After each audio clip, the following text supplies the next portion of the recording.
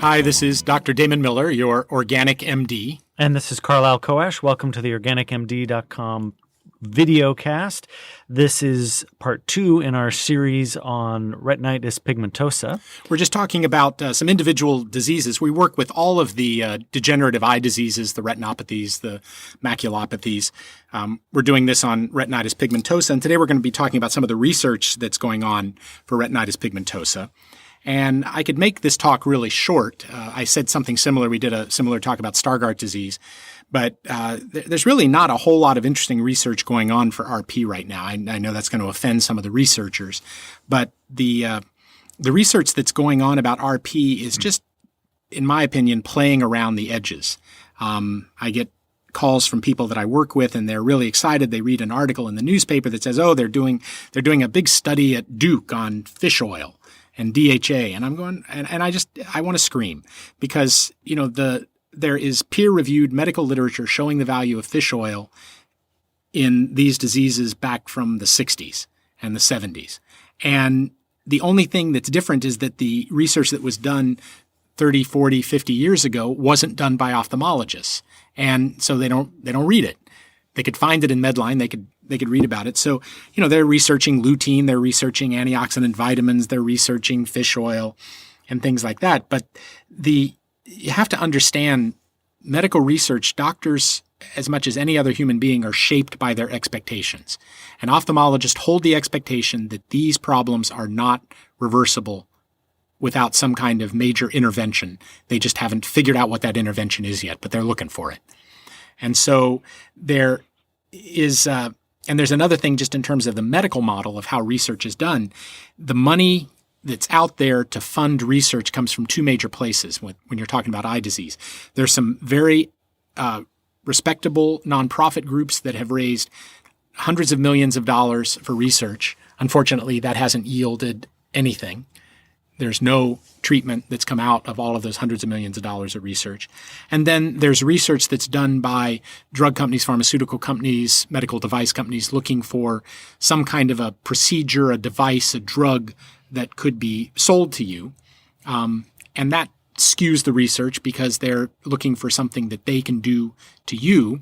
And what we found and what we'll talk about in our next and third installment of this series of podcasts, video podcasts, is we'll be talking about the things that we have found that actually can reverse these diseases and lead to regeneration in the eye, actual regeneration. Your eye fixes itself if we give it the kind of support that it needs.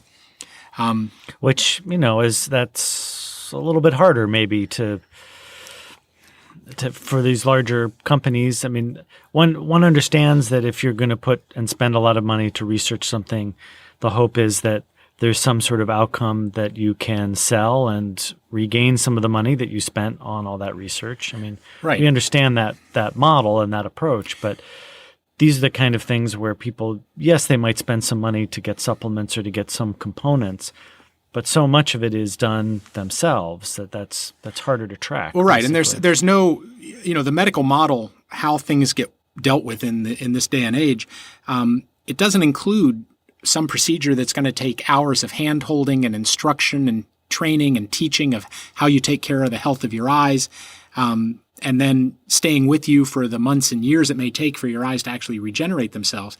The good news is that there are things you can do that will actually help you get your vision back. The bad news is that you have to do it. It works, but only if you do it.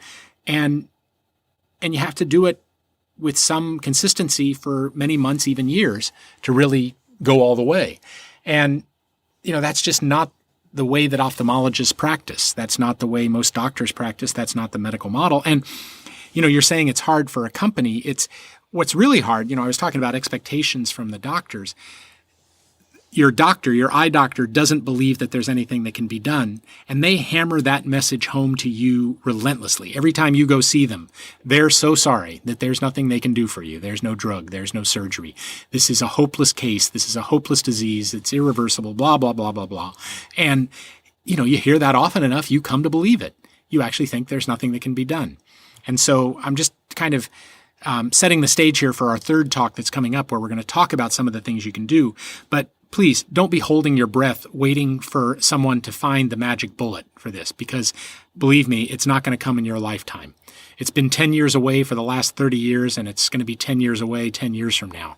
It's a promise right now. And, I do hope that something comes of all this work that's been done. But, there is something that exists right now. Get started with that and keep your ears open as to what's coming down the pike. But don't be holding your breath. Get started with what you can do now. It will pay off, and you'll be glad you did. What strikes me is that a number of the things, treatments that we do for these illnesses and for the other eye diseases, enough of the components are really, they do take time. They require a change and a shift in one's understanding and perspective. A number of these things are also looking at emotions and stress and that kind of thing. And, in my experience doing counseling and especially doing spiritual counseling, that these things, if you look and you talk to people, and there has been some research done on the efficacy of, say, spiritual counseling for people. Right. But it's not like I had one session, I took one thing and it went away.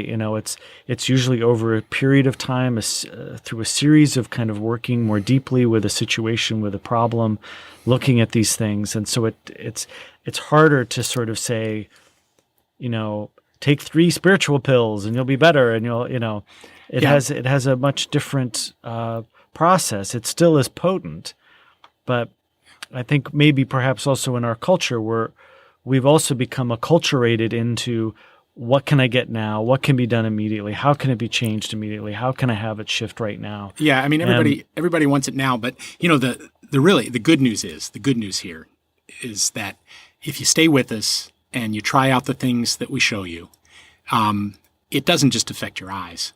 Mm-hmm. Your health gets better. Yep. Your life gets better. You're happier. You're less stressed. There are just a lot of things that get better if you take care of your health, not just your eyes. And, Carlisle and I just published a book called Stem Cells Heal Your Eyes. You can get a copy of that on Amazon.com. There's Kindle and paperback, large print paperback versions. I really encourage you to go and get that book and read it, because it has a whole lot more about what we're talking about here, and it'll answer the questions you have. But I'll see you the next time we're going to be talking about what we know about the treatment of this problem we call retinitis pigmentosa.